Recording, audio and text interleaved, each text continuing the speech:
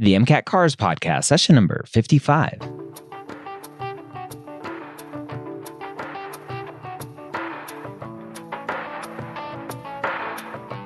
The Cars section of the MCAT gives thousands of pre-meds nightmares every night. Whether you're an ESL student, lack confidence while reading, or a slow reader like me, Jack Weston and the medical school headquarters are here to help you score higher in every section so you can be confident you're ready to get the MCAT score of your dreams. Welcome to the MCAT Cars Podcast. My name is Dr. Ryan Gray, and as always, I'm joined by the magnificent Cars expert, Jack Weston from jackweston.com. If you are looking for some more MCAT Cars help, look no further than Jack Weston and his free daily Cars passages, which you can get at jackweston.com. This week, we have another great passage for you. Jack Weston back for some more MCAT Cars. How you doing today? I'm great, Ryan. How's it going? It's going. I'm excited for today's episode to learn, to break down, to read, to understand. So what's going on today? The article we're going to look at is, I think, interesting, and it's a unique take on a very popular show. I'm sure many of our viewers or listeners are going to probably know a lot about this show, and hopefully they can kind of block that out and come in with a blank slate. So this episode is releasing November 6th. And tomorrow, if you're listening to this on release day, which you should be, tomorrow you have a new course launching. What are the chances that a student listening to this right now can go sign up for the course? Because I know you book out pretty well in advance. Yeah, I mean, we usually do book out about, I would say, a couple weeks at least in advance, usually a month, especially when you get closer to MCAT cycle, right? MCAT season. Yep.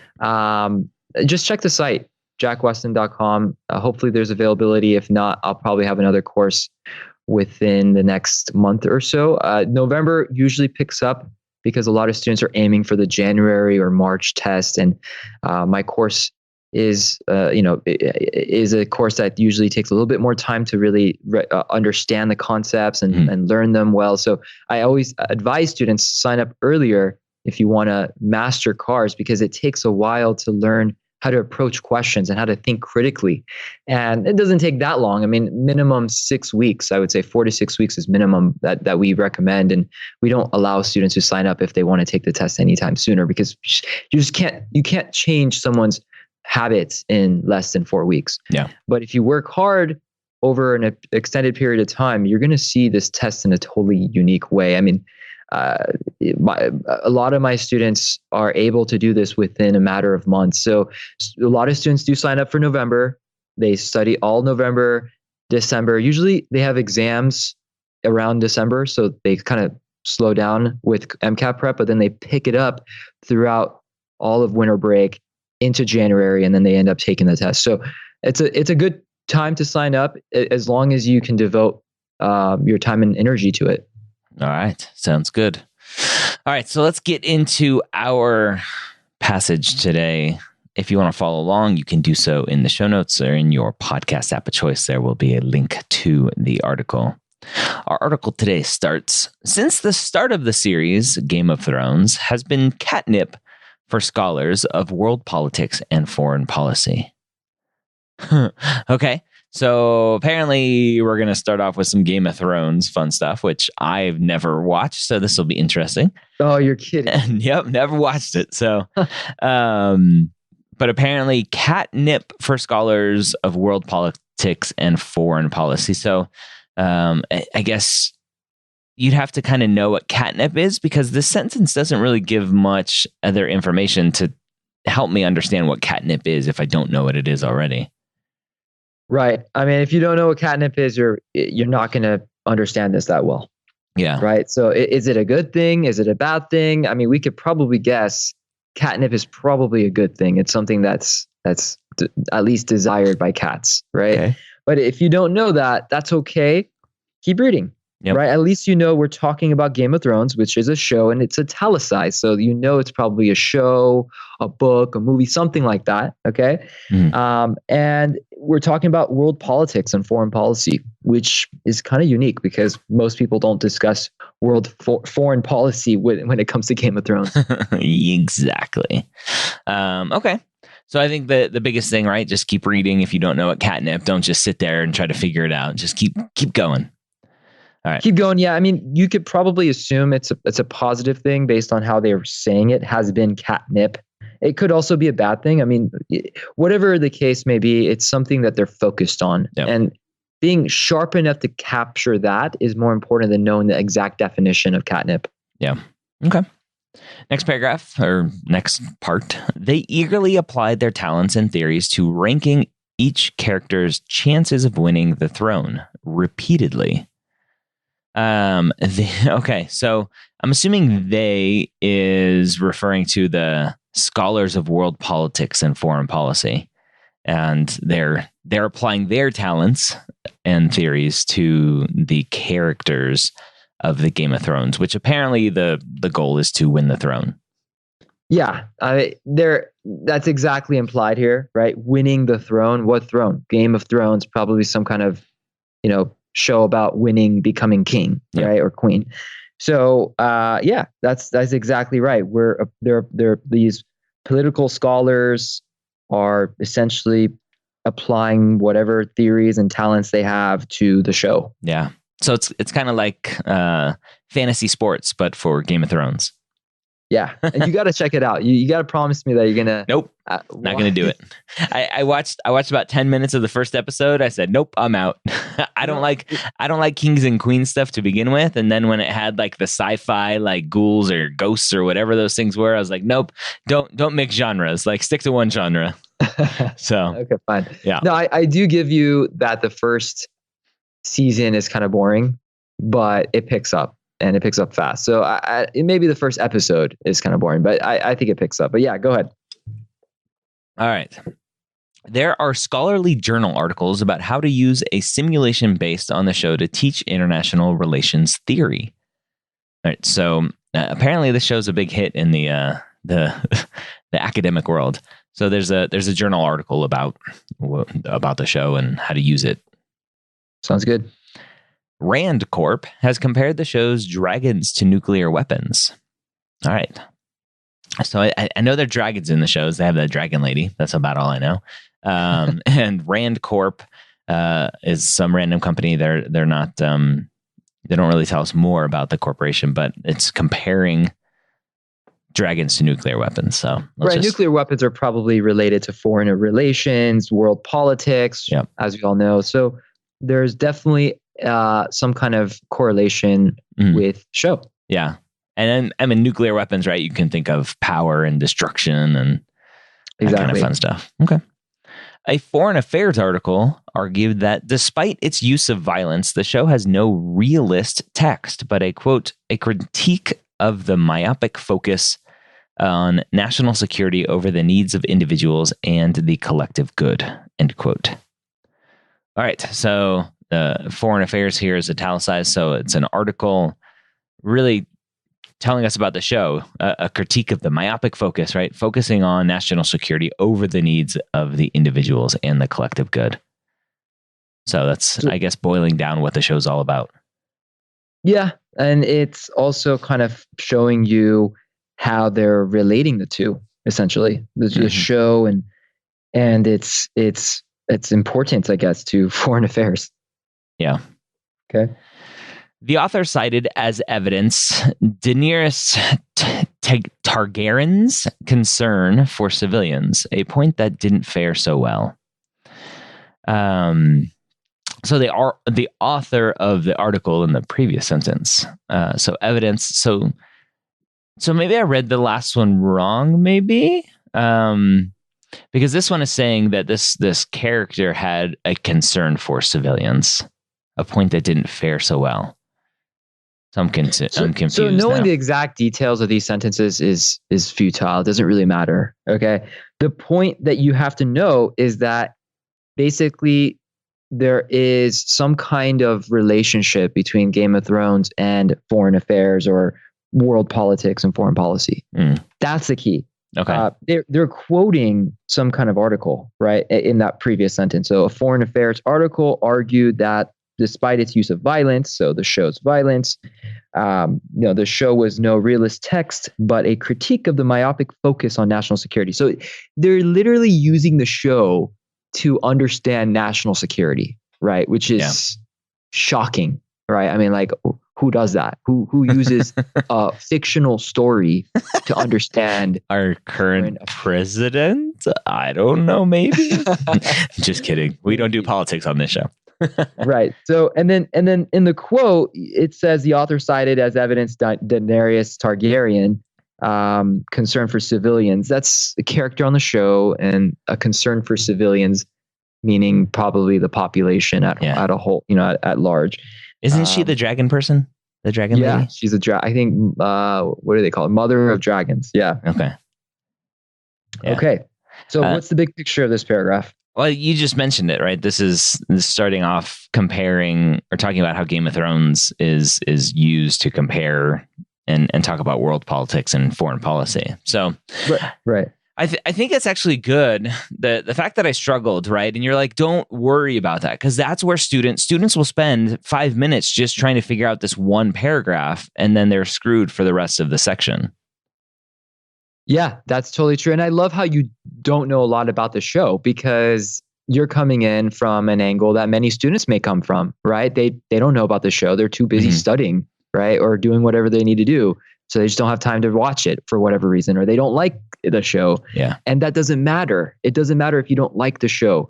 You got to still be able to pay attention to what you're reading.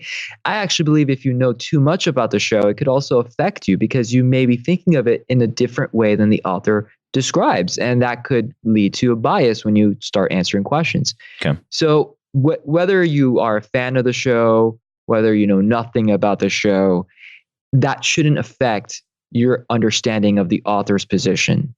That you should not bring in your bias or your opinion onto this. You may hate the show for all I know. Yeah. It doesn't matter. Okay. Right. It doesn't matter. Yeah. Okay. Go ahead. All right. Next paragraph.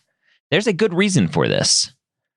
It would, okay. So it's just short sentence. Doesn't really mean much at this point. All right. It would be hard to imagine a fantasy world better concocted to appeal to international relations scholars than that of Westeros, the setting of Game of Thrones. So again, the author is just saying, hey, this show is just perfect for these international relations scholars. Right. And it's establishing the city, or whatever this is. Westeros is kind of like a city in the Game world. of Thrones. So it's again subjecting the movie or the show to real life. Yeah. Okay. After all, in many ways, international relations theory and Westeros are cousins, since they descend from the same source material: bad European history. Okay. So this is just more and more confusing. So they're saying Game of Thrones and international relations theory are both from European history. What about the European history, though? Bad European history. That's the key. Yeah. So, and I love how you decided that Westeros represents Game of Thrones, because a lot of students don't catch on to that. Yeah, the author says Westeros, which you don't need to know anything about. It's just a part of the show, right? Yeah. So they're comparing, again, the show to international relations, and they're saying they both stem from the same kind of background, which is bad history, bad European history. What does that mean? Bad European history? I have no idea. We don't know yet. Yeah. It might mean the history was poor, right? In terms of, like just like brutal, for all we know. It might be that they don't keep history well, right? They don't know the facts as well as they should.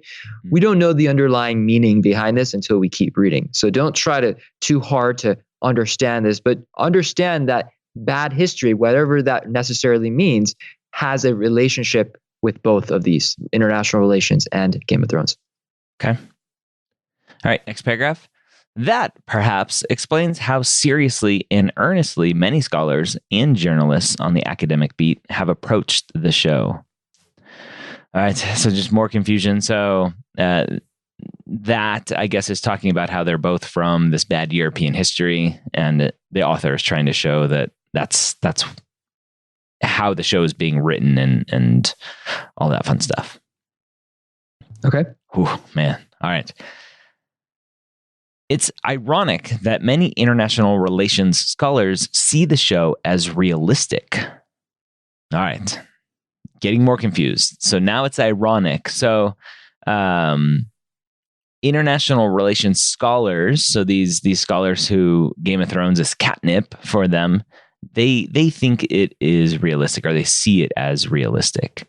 I don't know what's ironic about that, but okay. So we have to know the definition of ironic. I think that's important for the MCAT, especially cars. okay. So it's like, how do you define ironic? Like, what do you think of when you think of irony? It's a no smoking sign on your cigarette break. Yeah, exactly. That's from Alanis Morissette. Okay, cool. Yeah. So just basically doing something or believing in something that you countered earlier, right? That's basically what it is. Or doing something that is opposite of what you would expect that person to do. So this by saying something about international relations scholars seeing it as realistic, maybe something that they did or said would mean that it shouldn't be realistic, right? It shouldn't have this realism to it. So it's ironic because it's unexpected that you see these people actually believe Game of Thrones is realistic, or has some realism to it. Okay. So that's the key here, is to realize that there is some kind of hypocritical element going on. There's some kind of craziness going on. That's the idea that you got to keep in mind as you're reading the sentence. Go ahead. Although medievalists welcome the surge of interest the show has produced in their work and courses, they also worry about the distorting effects the show has had on how people perceive the medieval world. All right, so now we're bringing in medievalists. I didn't know there was such a thing, but makes sense. And so they like all the attention, but maybe the show isn't as realistic to what they perceive the medieval world to have been like. Right. So do you think the author believes it's actually real or not real? Not real. Probably not, because it says there's an irony there. Even medievalists, I mean, the show is based on medieval times, right? Mm-hmm. The Middle Ages. They don't even believe that there's a lot of realistic elements in the show. Okay. Yeah. And that would be so the kind of key word there that cued me off, that you always try to pick up on, the negative word here, the distorting effects, right? So that would make it seem like it was the author doesn't believe it was real. Right. It's distorting the truth. Right. Sorry to interrupt you. So MCAT cards is all about the details, right? Being able to not necessarily remember them or write them down. That's not the point. It's to be sharp enough to pay attention to them, right? And that's the difference between, I would say, a 129 and a 124, is how sharp are you in catching the author's position. Mm-hmm. And sometimes that position could be in the middle, like we talked about last week, could be somewhere in the middle. So you just have to be careful. Okay. All right, next paragraph. Medieval historians argue that its depiction of medieval life is anything but realistic. And that's before the dragons or ice zombies. See, you can't mix genres. This just doesn't work. So the medieval historians are saying, hey, this is not real, which is countering the previous paragraph where the international relations scholars see it as real. Okay. All right. Bluntly, life was slower, more religious, more racially diverse, and probably more concerned with taxation than the show was. All right, so the medieval historians are painting a different picture of potentially what times would have been like. Okay, do you think the author agrees with this stance? I don't have any input as far as whether the author agrees or disagrees at this point. Well, this is the author's position. So why would the author bring this up? Unless they said, or the author said, this is what other people just think. Mm. You have to go with the idea that this is where the author's headed. This is what the author believes. Okay. So I was taking the previous sentence where it says medieval historians argue that. And so I was just adding that part to this sentence. And so it must be the medieval historians are still talking. Right. So that's an important point to make. This is someone else's point of view, but the author is further supporting it. The author is now making it a claim that they agree with because they're bringing it up again. They're trying to clear it up. Right. So it's a point that you need to know. Now, we could debate whether or not the author truly believes it, but because they state it, you have to go with it. You have to believe that. Okay. All right. Indeed, one scholar points out that, if anything, Game of Thrones is more a romance of the early modern European age, think the 30 Years' War or the conquest of the Americas, than of the medieval period. All right, so one scholar here is saying, hey, Game of Thrones isn't a medieval piece. It's this other kind of age. Great. Okay, so I do want to clear something up. This is someone else's point of view, but because the author is presenting it in such detail, it is also the author's point of view. Okay, so that's the key. That's what I'm trying to convey here. You need to know that this is what the author believes as well, because why else would the author bring it up this much?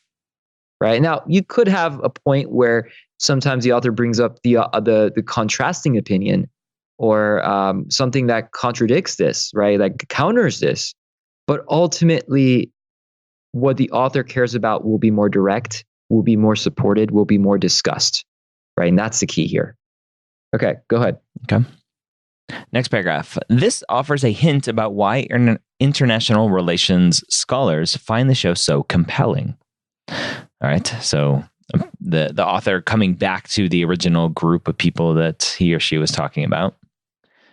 If I can speak against my tribe, on the whole, we are pretty bad at doing history for the same reasons that we are better at doing theory than our historians. Wow. Okay. So we have a bunch of words here that is confusing. If I can speak against my tribe. So I think this is the author saying, hey, I'm going to talk badly about the people who I associate with. Speak against my tribe. I guess that's what the author's trying to say there. Okay. And then he says we, right? We are pretty bad at doing history for the same reason that we are better at doing theory than our historians. So I don't know who he is supposed to be. Is he supposed to be an international relations scholar or a medieval person? I don't know. Oh, it can't be a medieval. It's probably an international relations scholar. Okay. Because it's talking about international relations scholars right beforehand. Okay. Yeah. Okay. All right. Man. Okay. So what is the point of that sentence? What is it trying to say? That they're bad at doing history. Yeah, that's it. Okay, go ahead. Okay. When a political scientist approaches a case, he or she is usually more interested in seeing how the unfolding of events reflected some underlying theoretical trend than in getting the facts right. So the author here is saying when they're looking at something, they're kind of looking at it sounds like they're looking at trying to fit something into a theory than really just looking for what actually happened. Correct. Okay, so it's very interesting how they connected what they were talking about before. Can you explain to me what's the purpose of this article? Like, what is the author trying to get across? To make my brain hurt, which success. So I think at the end of reading this and just kind of looking over, right? So if I try to pull myself away from all the minutia, the article is all about these international relations scholars loving Game of Thrones and thinking it's real life, but then they're not really good at history. So I don't really know how to connect those two thoughts, though. Okay, so the key to doing this, and this is what a 132, 131 student is so good at. That's why I got a 7 on my verbal section, which is like, I don't even know in today's day and age. Oh, it's okay. It's just understanding the structure of the passage. Yep. So knowing where it starts and where it heads into in the middle and then where it ends. So it starts off with this idea that international relations, people like Game of Thrones, which you understand, right? Yep. But then it connects international relations with Game of Thrones and says they both have bad history. But we don't really know what bad history means. Bad European history. But that's why right after that, the author starts describing how Game of Thrones has no real historical value, right? It doesn't maintain the actual historical theme of the time. It doesn't maintain the way that they were religious and how they're concerned with taxation and how their life was slower, right? It's bad history because it doesn't actually represent history well. So, but then at the end, the author goes, well, Game of Thrones isn't the only one that has bad history. We also have bad history. These international relations scholars have bad history.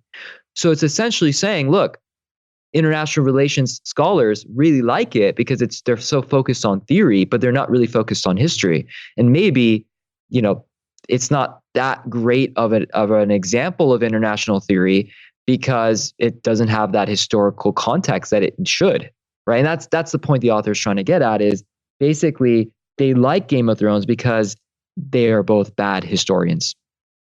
All right, so there you have it. Hopefully that was helpful for you.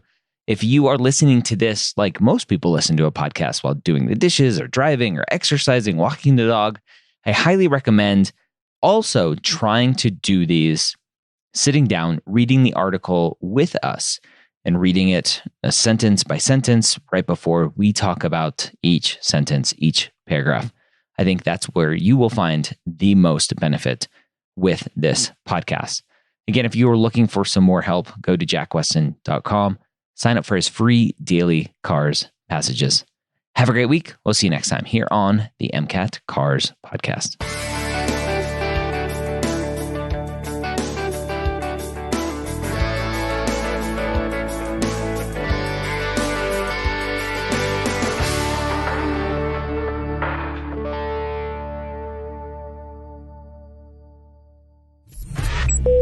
This is MedEd Media.